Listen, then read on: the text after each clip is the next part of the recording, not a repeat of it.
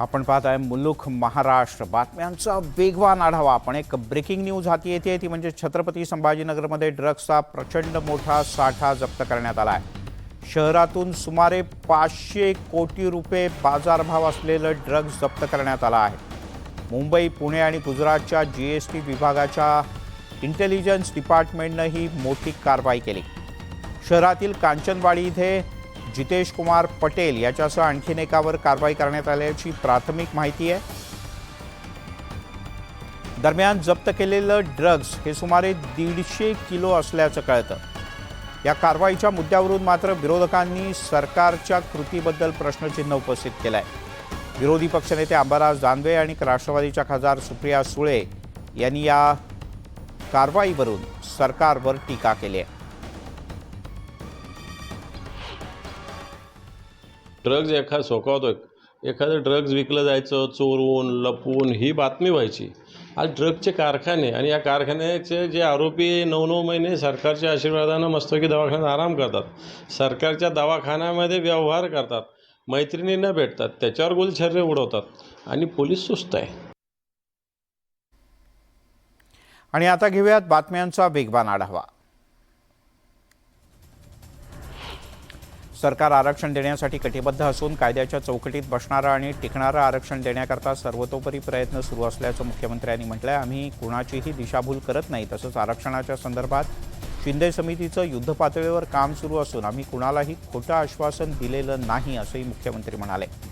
दरम्यान मराठा बांधवांनी आत्महत्या करणं दुःखद असून कुणीही आत्महत्या करू नये असं टोकाचं पाऊल उचलू नका असं आवाहन मुख्यमंत्री एकनाथ शिंदे यांनी केलंय। दसरा मेळावा हा एकच असतो आणि तो म्हणजे उद्धव ठाकरे यांचाच बाकी सगळा चायनीज माल असल्याची टीका संजय राऊत यांनी केली। डुप्लिकेट माल बाजारात येत असतो, त्यामुळे दसऱ्याला फक्त ठाकरेंच्याच भाषणाकडे राज्याचं लक्ष असणार असं राऊत यांनी म्हटलंय। 24 ऑक्टोबरपर्यंत मराठा आरक्षण जाहीर न झाल्यास 25 ऑक्टोबरपासून पुन्हा एकदा आमरण उपोषण सुरू करणार असल्याची घोषणा मनोज जरांगे पाटील यांनी केली आहे। या उपोषणात कोणतेही उपचार घेणार नसून पाणी सुद्धा पिणार नाही असं त्यांनी म्हटलंय। आरक्षण मिळेपर्यंत मंत्री, खासदार, आमदार तसंच प्रशासनातल्या लोकांना गावबंदी करण्यात येणार असल्याचंही त्यांनी जाहीर केलं। मराठा आरक्षणासाठी मनोज जरांगे पाटील यांनी आंदोलनाचा इशारा दिलाय। त्याआधीच राज्य सरकारनं एक जाहिरात प्रसिद्ध केली। या जाहिरातीमध्ये मराठा समाजाला दिलेल्या सवलतींच्या संदर्भात माहिती देण्यात आली। आरक्षणाच्या संदर्भात लोकांच्या भावना तीव्र असून सरकारनं तातडीनं निर्णय घ्यावा अशी प्रतिक्रिया अशोक चव्हाण यांनी दिली। ईडब्ल्यूएस संदर्भातल्या जाहिरातीमुळे संभ्रम निर्माण झाला असून आरक्षण द्यायचं की नाही हे स्पष्ट करा असंही त्यांनी म्हटलंय। राज्य सरकारला अडचणीत आणण्यासाठी मनोज जरांगे पाटील यांचे प्रयत्न सुरू असल्याचा आरोप रामदास कदम यांनी केला। जरांगे यांच्या उपोषणाच्या मागे राजकीय शक्तींचा हात असल्याचाही दावा त्यांनी केला आहे। छत्रपती संभाजीनगरच्या पैठण तालुक्यातील तोंडोळी गावात मराठा तरुण संतप्त झाल्याचं पाहायला मिळालं। आरक्षणाची मागणी करत पालकमंत्री संदीपन भुमरे यांच्या डिजिटल फलक पेट्रोल टाकून जाळण्यात आला। आरक्षण मिळेपर्यंत नेत्यांना गावबंदी करण्यात आली आहे।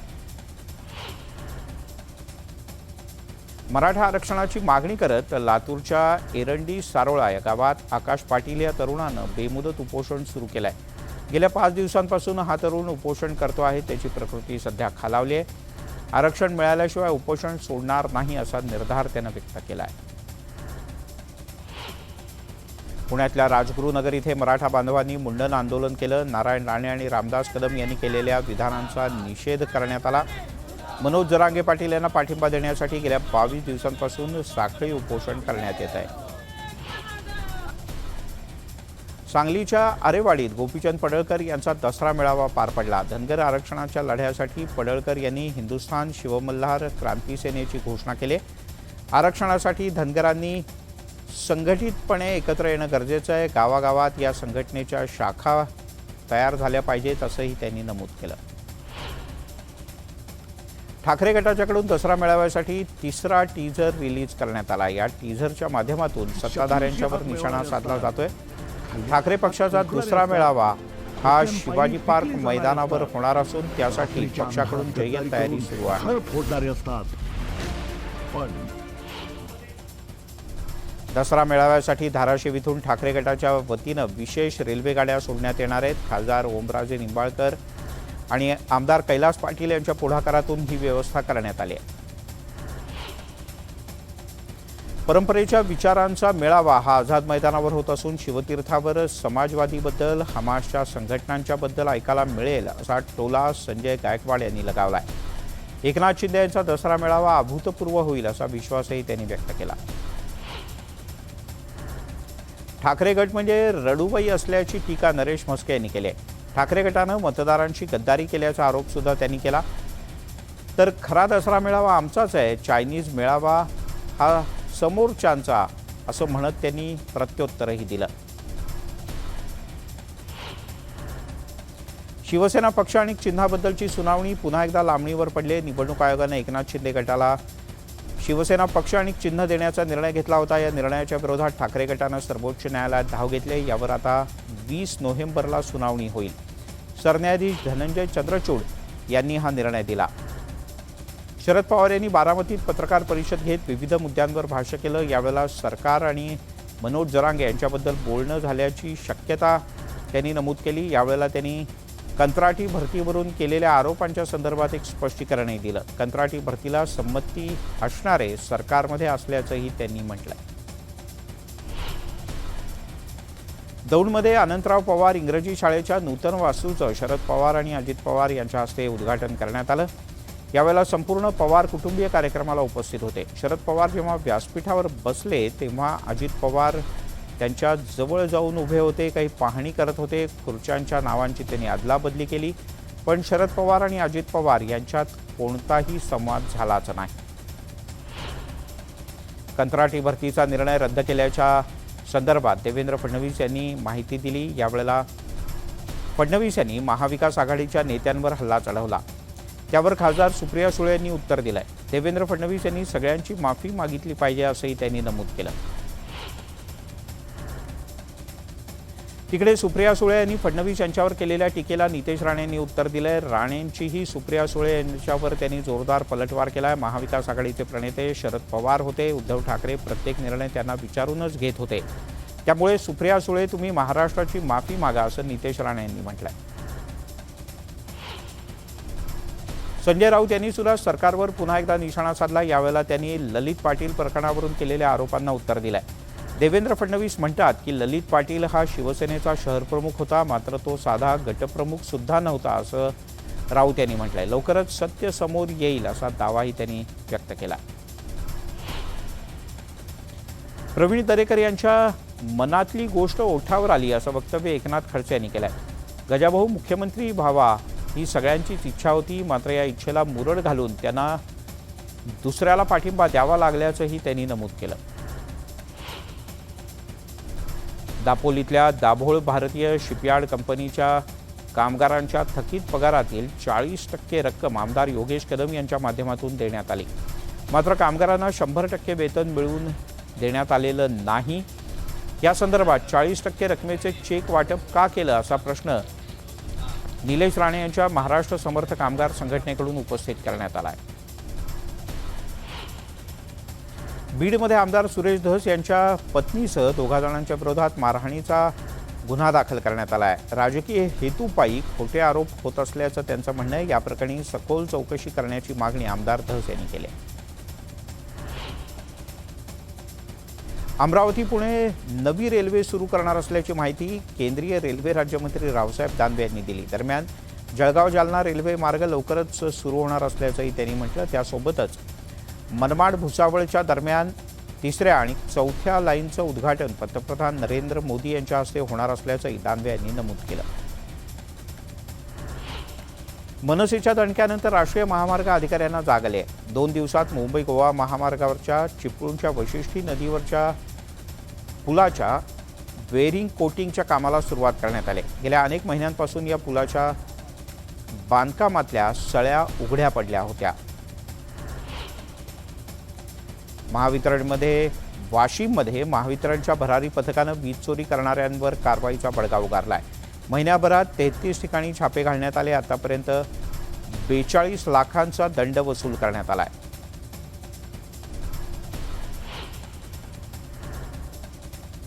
RCH अंतर्गत खराब कामगिरी करणाऱ्या बीड जिल्ह्यातील 10 वैद्यकीय अधिकाऱ्यांना नोटिसा बजावण्यात आल्या आहेत. एक वेतनवाढ रोखण्याची नोटीस बजावत या सगळ्यांच्याकडून सविस्तर खुलासा मागवण्यात आला आहे.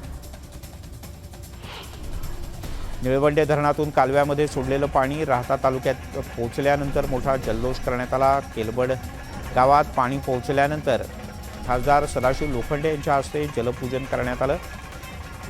गेल्या 50 वर्षांपासून नागरिक पाण्याची वाट पाहत आहेत, मात्र पाण्याची प्रतीक्षा लवकरच संपेल असा विश्वासही त्यांनी व्यक्त केला. राज्यातील विजेच्या मागणीमध्ये तब्बल 1000 मेगावॅटनं घट झाली आहे. दिवाळीपर्यंत विजेची मागणी स्थिर राहण्याचा अंदाज महावितरणच्या अधिकाऱ्यांनी व्यक्त केला आहे. त्यामुळे आगामी दसरा दिवाळीच्या वेळचं भारनियमनाचं संकट तूर्तास तरी टळलं आहे.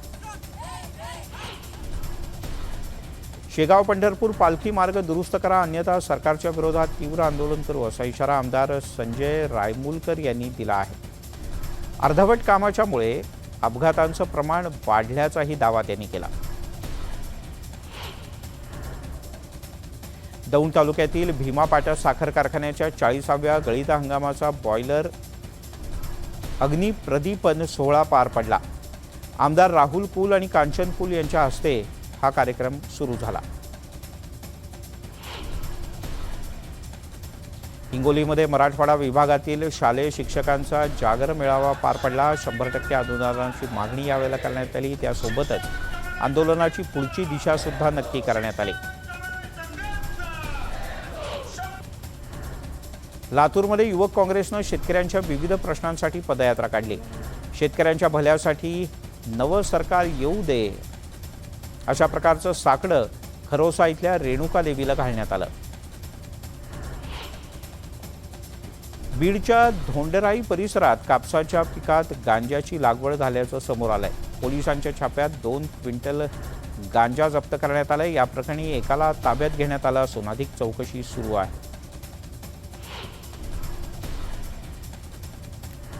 तिकडे येवल्याच्या नगरसूलमध्ये सशस्त्र दरोडेखोरांनी धुमाकूळ घातल्याचं समोर आलंय. गावातील 3 ठिकाणी दरोडा घालण्यात आला. घरातील लोकांना मारहाण करण्यात आली. सुमारे 20 ते 25 लाख रुपयांचा मुद्देमाल सुद्धा लुटून नेण्यात चोरट्यांना यश आलंय.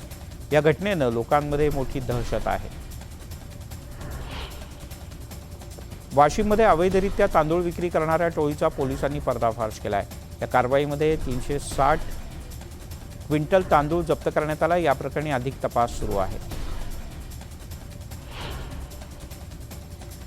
दुचाकी चोरीत सराईत असलेल्या दोघांना कराडमधून अटक करण्यात आली. त्यांच्याकडून 2,40,000 रुपये किमतीच्या 6 दुचाकी जप्त करण्यात आल्या. गोंदिया जिल्ह्यातील सडक अर्जुनी इथे वनपरिक्षेत्र अधिकारी सुरेश जाधव यांच्यावर अवैध वृक्षतोड प्रकरणी निलंबनाची कारवाई करण्यात आली. नागपूर प्रादेशिक कार्यालयानं ही कारवाई केली. या कारवाईच्यामुळे वनविभागात एकच खळबळ उडाली. नवरात्रोत्सवात अष्टमीच्या निमित्तानं अंबाबाईची महिषासूरमर्दिनी रूपात पूजा बांधण्यात येते. देवीचं अनोखं रूप पाहण्यासाठी भाविकांनी प्रचंड गर्दी केली आहे. कोल्हापुरातील मायक्रो आर्टिस्ट अशांत मोरे यांनी सुपारीवर 3.5 शक्तिपीठातील देवीचं चित्र आणि प्रतिमा साकारली आहे. त्यांच्या या कलाकृतीचं सर्वच क्षेत्रातून मोठं कौतुक होत आहे.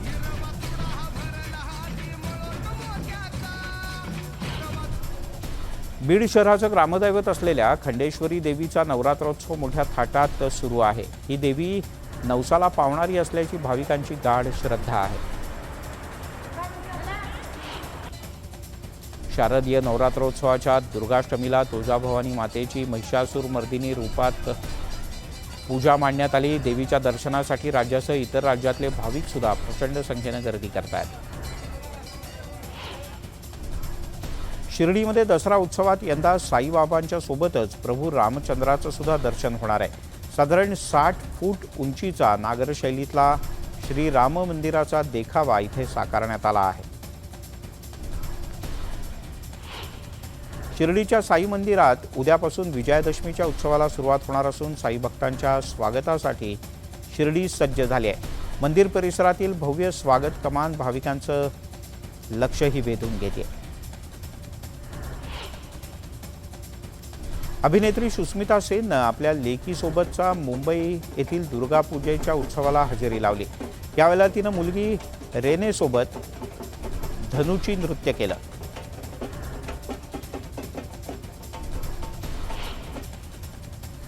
रश्मिका मंदानाचा द गर्लफ्रेंड हा चित्रपट प्रेक्षकांच्या भेटीला येणाऱ्या या चित्रपटातील रश्मिकाचा फर्स्ट लुक सध्या रिलीज झालाय.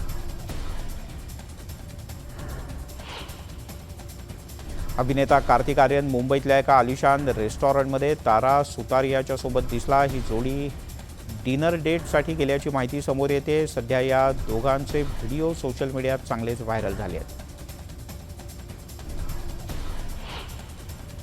यासोबत मुलुक महाराष्ट्रामध्ये इथेच थांबूयात. पण एक महत्त्वाची आठवण, ठाकरेंच्या शिवसेनेनं दसरा मेळाव्याचा टीझर त्याचा धडाकाच सुरू केला आहे. आणि या टीझरवरून दसऱ्याच्या आधीच आरोप प्रत्यारोपांचा सामना रंगल्याचं पाहायला मिळत आहे. नेमकं काय झालं पाहणार आहोत एका स्पेशल रिपोर्टमध्ये थोड्याच वेळात माझी सहकारी सुवर्णासोबत.